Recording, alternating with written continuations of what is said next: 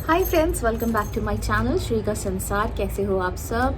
तो जैसा कि मैंने आपको प्रॉमिस किया था, मैं आ चुकी हूँ अपना 30 डेज़ वीडियोस 30 डेज़ चैलेंज लेकर के, जिसमें मैं आपके साथ शेयर करूँगी मेकअप की सारी टिप्स और ट्रिक्स। तो हाँ, चलिए स्टार्ट करते हैं अपने मेकअप वीडियोस के साथ। जो हमारा पहला टॉपिक होगा वो होगा, हमारा पहला टॉपिक है हिस्ट्री ऑफ मेकअप। जी हाँ, मेकअप को जानने से पहले, मेकअप के अंदर घुसने से पहले, उसके अंदर बहुत सारी चीज़ें होती हैं। उन सब से इंट्रोडक्शन से पहले आपको जानना होगा मेकअप स्टार्ट कब हुआ था, मेकअप का इवोल्यूशन कब हुआ था, कौन इसको इस दुनिया में लेके आया था। तो ये बात बताती हूँ मैं आपको।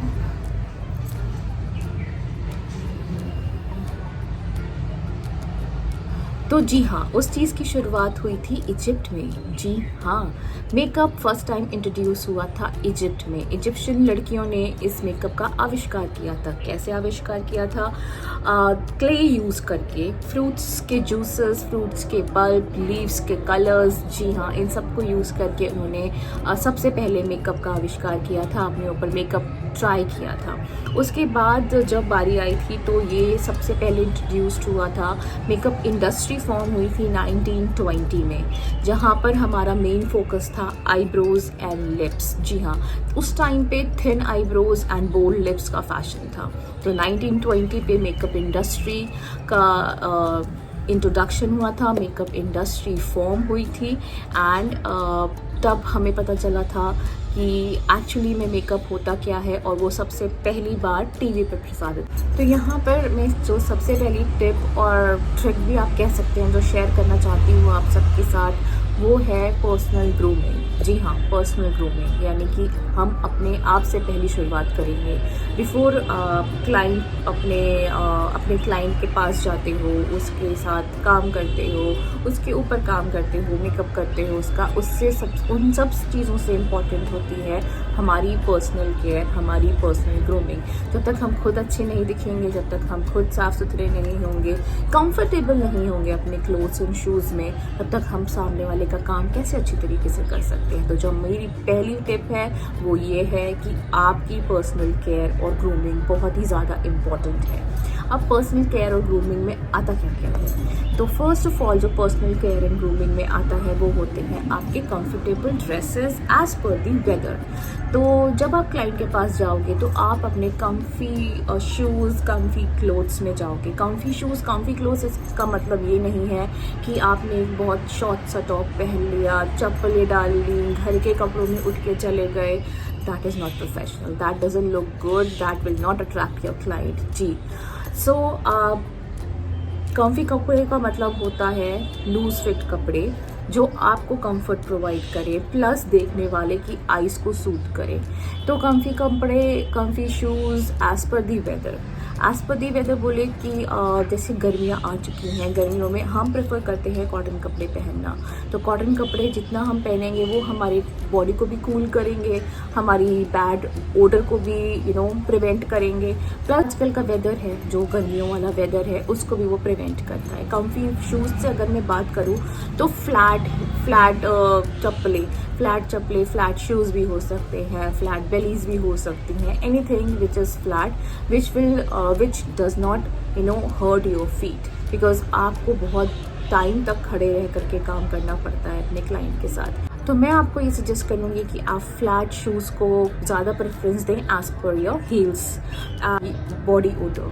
सो जो मेरा नेक्स्ट टिप है वो है आपके लिए आपका बॉडी ओडर। जी हाँ, हमें क्लाइंट के बहुत ही ज़्यादा क्लोज कॉन्टैक्ट में काम करना पड़ता है। तो उन केसेस में क्या होता है, कभी कभी हमारा बॉडी ओडर, हमारा बैड माउथ ओडर उनको डिस्टर्ब कर सकता है, एक प्रॉब्लम क्रिएट कर सकता है हमारे और क्लाइंट के बीच में। जो बॉन्ड क्रिएट होने वाला होता है उसके बीच में बैरियर क्रिएट कर सकता है, तो वो आपको अवॉइड करना है। सो प्लीज़ मैं आपको सजेस्ट करूँगी कि आप एक अच्छा सा शावर लेकर के एक अच्छा सा body perfume, body mist wear करें, प्लस अपने ओरल हाइजीन की केयर करें। बिकॉज अगर हमारा ओरल हाइजीन अच्छा नहीं होगा, हमने गलत सलत खाना खाया है, हमने प्याज खाया है, हमने लहसुन खाया है, हमने अचार खाया है, उन सब की स्मेल से हमारा क्लाइंट डिस्टर्ब होगा।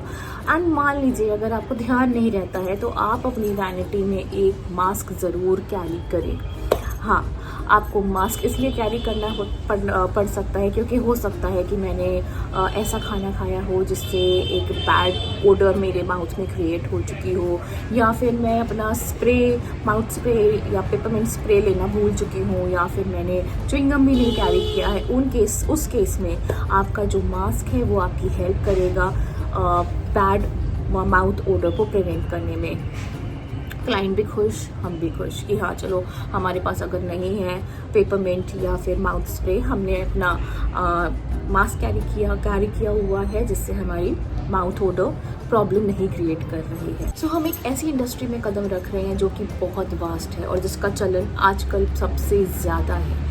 तो जिस इंडस्ट्री में भी हम कदम रखें उससे पहले हमें ज़रूरत है प्रोफेशनलिज्म समझने की, प्रोफेशनल दिखने की। अगर आप प्रोफेशनलिज्म को समझोगे नहीं, प्रोफेशनल दिखोगे नहीं, तो सामने वाला आपके काम की कदर ही नहीं करेगा, सामने वाला आपको रिस्पेक्ट ही नहीं देगा, सामने वाला आपको सीरियसली लेगा ही नहीं। दैट इज़ वाई आपका प्रोफेशनलिज्म समझना और आपका प्रोफेशनल दिखना उतना ही इम्पॉर्टेंट है जितना आपको अच्छा काम आता है। आपको लाख अच्छा काम आता हो, लेकिन अगर आप प्रोफेशनलिज्म को समझ नहीं रहे हो, प्रोफेशनल दिख नहीं रहे हो, प्रोफेशनल तरीके से बात नहीं कर रहे हो अपने कस्टमर के साथ, आपका काम अच्छा धरा का धरा ही रह जाएगा।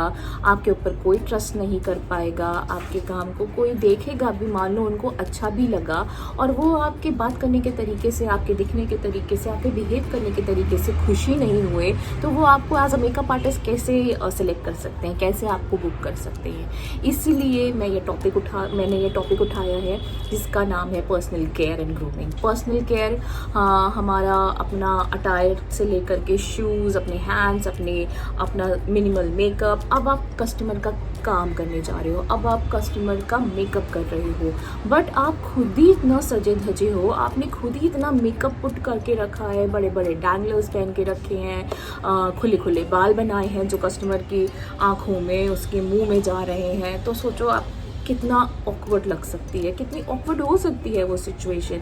इसलिए आपका प्रोफेशनल दिखना, आपका एक मिनिमलिस्ट मेकअप वेयर करना, प्रॉपर्ली ड्रेसअप होना, सिंपल से आपके हेयर स्टाइल्स होना बहुत ही ज़्यादा इम्पोर्टेंट है। सो एंड दूसरी चीज़ जो मैं सबसे ज़्यादा एम्फेसाइज करना चाहूँगी वो है आपका बात करने का तरीका। You have to be polite with your customer. See हमारे पास बहुत तरीके के कस्टमर्स आते हैं जो आउटरीच हो सकते हैं, जो कूल हो सकते हैं, काम हो सकते हैं, कंपोज हो सकते हैं। एंड मान लीजिए उनके घर में 10 तरीके की प्रॉब्लम है, हमारे घरों में भी 10 तरीके की प्रॉब्लम होती है। वो उन सबसे जूझ करके हमारे पास आ रहे हैं, मूड अच्छा नहीं है, मूड स्विंग्स हो रहे हैं। सो हमें अपना आपा नहीं खोना है, हमें अपना काम बना के रखना है, बिकॉज हमें उनके साथ सिर्फ एक दिन काम नहीं करना है।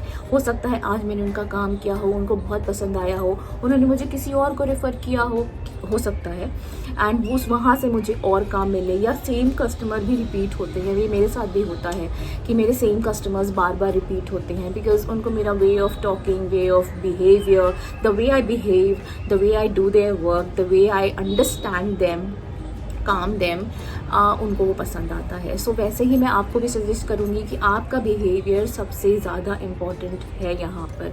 आपके कपड़े, आपके शूज़, आपका मेकअप तो इम्पॉर्टेंट है ही, बट आप दिखते कैसे हो वो भी इम्पॉर्टेंट है, बट आपका बात करने का तरीका वो बहुत ही ज़्यादा इम्पॉर्टेंट है। आप कितने नॉलेजेबल हो सकते हो, आपको मेकअप के बारे में कितना पता है, आप सामने वाले की चीज़ों के कितना अच्छे से अंडरस्टैंड कर सकते हो, वो बहुत ही ज़्यादा एक positive vibe, positive reaction create कर सकता है आपके कस्टमर्स के दिमाग में।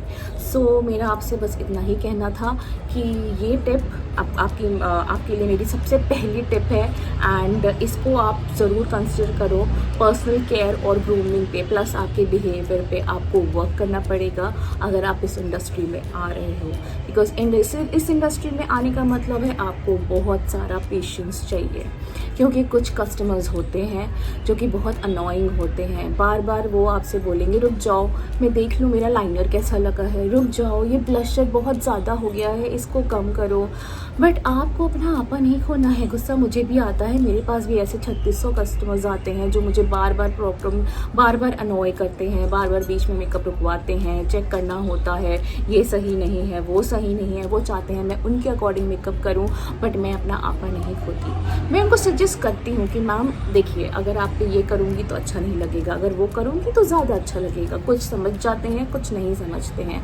तो वैसे ही आपको भी अपना आपा नहीं खोना है, अपना कूल लूज़ नहीं करना है, कस्टमर्स के साथ अच्छे से बिहेव करके रखना है, उनके साथ एक गुडविल बनानी है, सो दैट आपके पास काम भी आता रहे, रिपीट भी होता रहे, एंड आपकी एक गुडविल बॉन्ड से आप एक नहीं 1000 कस्टमर्स पा सकते हो। ट्रस्ट मी, ये मेरा आपका अपना खुद का एक्सपीरियंस है। तो आज का जो टिप और ट्रिक 30 डेज़ वीडियो चैलेंज था, सबसे पहला वीडियोस वो इसी पे था।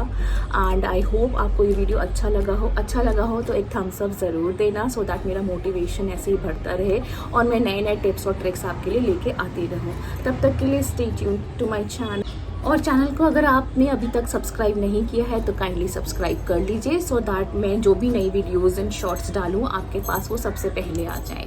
तो आगे आने वाले वीडियो के लिए, मेरे सेकंड वीडियो के लिए आप यहीं पर मेरे साथ बने रहिए। मेरे चैनल को सब्सक्राइब कर लीजिए, वीडियो को लाइक कर लीजिए, बेल आइकन क्लिक कर दीजिए। तब तक के लिए मैं आपसे लेती हूँ विदा, बाय बाय। मैं मिलती हूँ आपसे अपने नए वीडियो में विद वन मोर टिप और trick of makeup challenge 30 days 30 videos. तब तक के लिए बाय।